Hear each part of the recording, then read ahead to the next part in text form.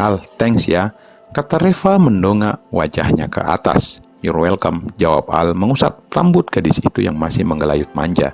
Mereka berdua kembali ke depan mobil. Al kembali memeluknya dari belakang sambil tetap mengusap lembut lengan gadis itu yang sedang melipat kedua tangannya. Udah malam ya, ujar Reva membuka obrolan.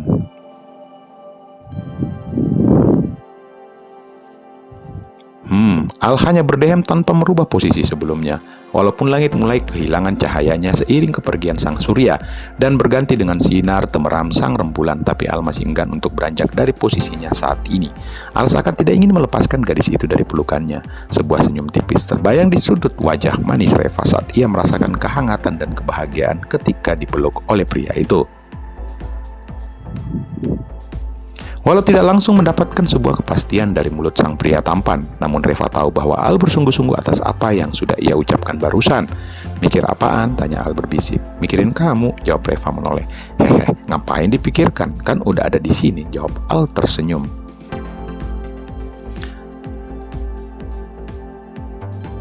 Al, habis ini mau kemana? Tanya Reva.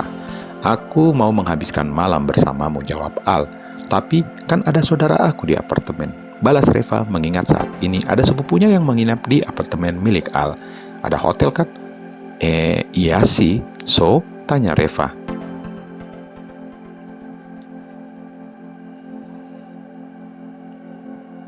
Yuk, ajak Al, dan Reva hanya mengangguk tersenyum dengan ajakan pria itu. Akhirnya Al menjalankan mobilnya meninggalkan pantai Tanjung Bunga menuju Hotel Adria Duta yang terletak berhadapan dengan jalan masuk metro. Lebih tepatnya di Jalan Penghibur Pantai Losari. Al memilih hotel itu sebagai tempat menginap mereka dan menghabiskan malam ini bersamanya karena letaknya tak jauh dari pantai Tanjung Bunga. Nih mas, ujar Al memberikan tip dengan selembar uang merah kepada bellboy yang mengantarnya ke junior suite room yang telah dipesannya. Wah, makasih pak, balas bellboy tadi yang bersyukur karena mendapatkan tip yang lumayan dari Al. Reva melangkah masuk sambil matanya melihat sekeliling isi kamar dalam ruangan ini. Kamar junior suite yang disewa Al menyediakan ruangan luas dengan tempat tidur king dan ruang tamu terpisah yang nyaman seperti suasana di rumah. Kamar suite berukuran 54 meter persegi ini dilengkapi dengan set sofa, televisi layar datar di ruang yang terletak di ruang tamu, dan ada juga di kamar tidur. Kamar junior suite ini memiliki akses khusus menuju klub lounge di lantai 11 yang menawarkan berbagai keuntungan tambahan. Tak hentinya Reva berdecak kagum atas apa yang ia lihat saat ini. Ada perasaan tak menentu dan tanda tanya dalam benaknya.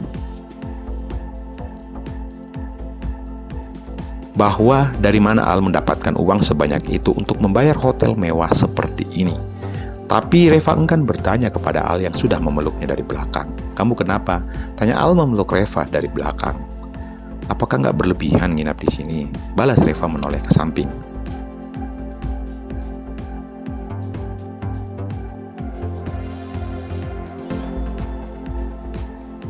Enggak kok. Aku kan memang pengen berduaan sama kamu dan gak ada yang mengganggu, jawab Al makin memeluknya.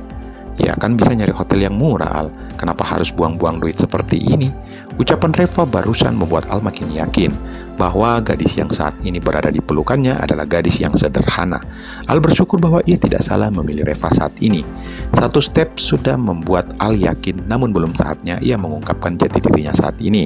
Ia pun tersenyum sambil menyentuh lembut rambut gadis itu.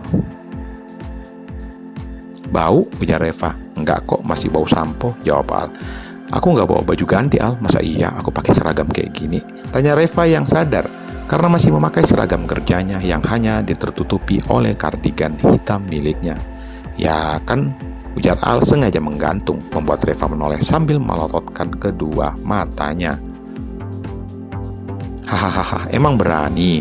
Tanya Reva sudah mulai mengetahui maksud Al barusan. Udah mandi dulu Gi, balas Al menyuruh mandi Reva. Terus baju gantinya nggak ada Al, jawab Reva.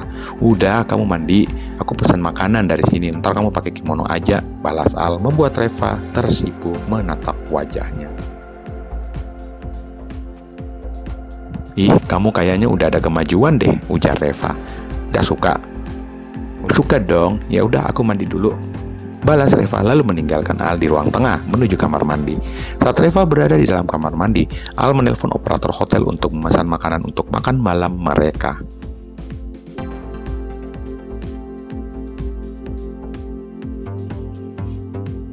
Sambil menunggu Reva yang masih berada di dalam kamar mandi, akhirnya Al menyibukkan diri membuka laptopnya sekedar mengecek email yang masuk. Beberapa saat kemudian Reva keluar dari kamar. Dia memakai kimono berbahan lembut berwarna abu-abu, sedang melangkah menuju ruang tamu di mana Al baru saja menutup laptopnya.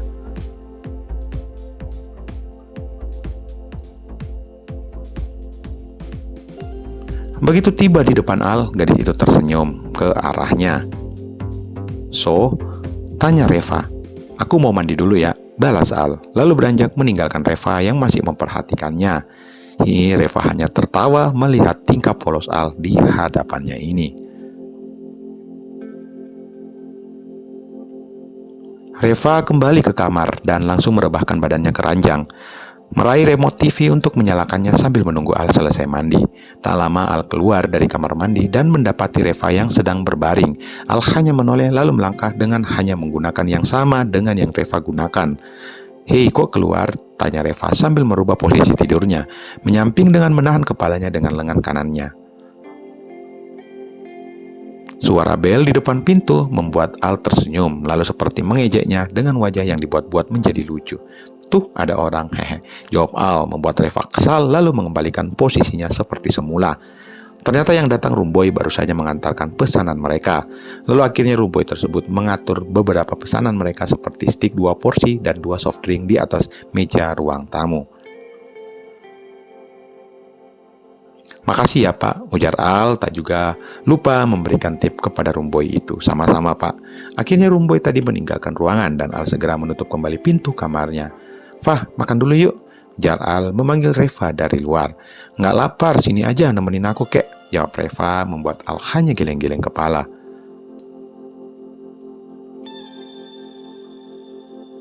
Al melangkah masuk ke dalam kamar, lalu duduk di tepi sambil alasan melihat siaran TV yang sebetulnya menampilkan acara yang gak jelas. Hanya pengalihan semata saja. Reva beranjak dari tempatnya lalu berdiri di hadapan Al yang masih duduk. "Mau ngapain?" tanya Al saat Reva mendekatinya. "Ya, mau ngapain lagi coba?" jawab Reva tersenyum menatapnya. Baiklah teman-teman, sebelum kita lanjut, bantu tekan tombol subscribe dan like video ini, serta share ke sosial media teman-teman agar saya semangat untuk mengupload cerita-cerita lain selanjutnya. Jika sudah, terima kasih. Serta saya doakan buat teman-teman, semoga sehat selalu dan diberi rezeki yang berlimpah. Amin. Baiklah teman-teman, kita lanjut lagi membacakan cerita selanjutnya. Beberapa hari kemudian, Bandara Internasional Soekarno-Hatta telah terlihat pagi ini Al dan El sedang menunggu kedatangan sahabatnya dari visit 2 hari di daerah Sumatera. Tujuannya adalah memantapkan bahan presentasi nanti yang tinggal beberapa hari lagi dengan pihak satu lever. Dari arah pintu kedatangan, sosok yang dinantikan akhirnya muncul juga. Nostra Aji Prasetyo, sahabat Al dan El, sedang melangkah keluar dari pintu kedatangan dengan menggunakan kaos berkerah berwarna biru muda dengan garis strip berwarna hitam, dan bawahannya menggunakan jeans berwarna biru dengan sepatu jungle kesayangannya berwarna coklat. Tak lupa kacamata hitam bertengger di hindu mancungnya menutupi kedua matanya. "Woi, tumben lu berdua jemput gua," ujar Nostra saat bersalaman dengan kedua sahabatnya. "Maklum lah Nos, lu kan ujung tombak kita-kita, iya nggak Al?" jawab El. "Ya, bisa dibilang iya," jawab Al singkat. Akhirnya mereka bertiga meninggalkan gedung Bandara Soekarno-Hatta menuju kantor pusat 3MP. Saat mereka bertiga tiba di depan pintu lobi karyawan, terlihat Citra baru saja keluar dari pintu lift dan melihat ketiganya baru saja masuk dari pintu lobi. Akhirnya Citra melemparkan sebuah senyuman khusus buat Mr. L. "Hei, kapan nyampe Kang Nos?" tanya Citra menjulurkan tangannya mengajaknya bersalaman. "Baru aja Neng Cit," jawab Nostra. Namun matanya melirik ke arah meja frontline dan terlihat sosok gadis cantik dengan paras yang mampu meneduhkan hati Nostra selama ini. Elsia, gadis cantik yang selama ini hadir di benak pria itu. "Yuk, ajak El untuk naik." Namun sepertinya Nostra tak menanggapi ajakan sahabatnya itu, malah mendekat ke arah meja Elsia. Hai Neng, serius amat sih, ujar Nostra, membuat Elsa gelagapan. Bagaimana tidak keempat direktur pimpinan perusahaan sedang berada di hadapannya. Bapak, hehe, nggak juga sih Pak, jawab Elsa tersipu malu, sambil menunduk memberikan penghormatan kepada Al, El, maupun Citra. Ya elah Nos, woi ini kantor nggak boleh pacaran tahu. Ujar El membuat Citra menyenggolnya karena mengingat posisi mereka berdua tidak ada bedanya dengan Nos dan Elsa. Al berdehem membuat El hanya tersenyum kecut. Makanya ngajak lu nyet, celetuk Nos ngeledek si El. Candaan El dan Nos membuat Al hanya tersenyum saja dan hanya geleng-geleng kepala karena tingkah keduanya nggak pernah berubah sama sekali. Tiba-tiba El mendekat ke Elsa lalu mulai ngejahilin si Nostra. Hei Nos, lu bawa oleh-oleh nggak buat si Elsa? Begitu tanya El sambil cengingisan mengingat jelas bahwa pasti Nostra tidak akan pernah mengingat membawakan oleh-oleh buat siapapun saat ia melakukan trip keluar kota. Jangan salah lu El, nih buat ya yang Elsa tercinta. Rupanya Nostra mengeluarkan sebuah bingkisan sirup Markisa asli dari Medan. Apaan nih Pak? Gak usah repot-repot kali. Begitu Elsa berucap, tapi tetap Nostra memaksa untuk menerimanya. Gue curiga nih, celetuk El. Ups, Elsa saat membuka 2 botol jus Markisa yang diberikan oleh Nostra, lalu sambil menoleh ke arah Nostra yang sudah cengengesan memasang tampang jahil. Kenapa? Tanya Citra. Makasih ya Pak, ujar Elsa lagi karena melihat bahwa Markisa tersebut bukan berasal dari Medan, malah ada sebuah tulisan from Jakarta. Namun sepertinya Elsa tetap menerima bingkisan itu agar tidak mempermalukan Nostra di hadapan teman-temannya. Ya udah Neng, gue naik dulu ya. Yang bener kerjanya lo, awas malas-malasan.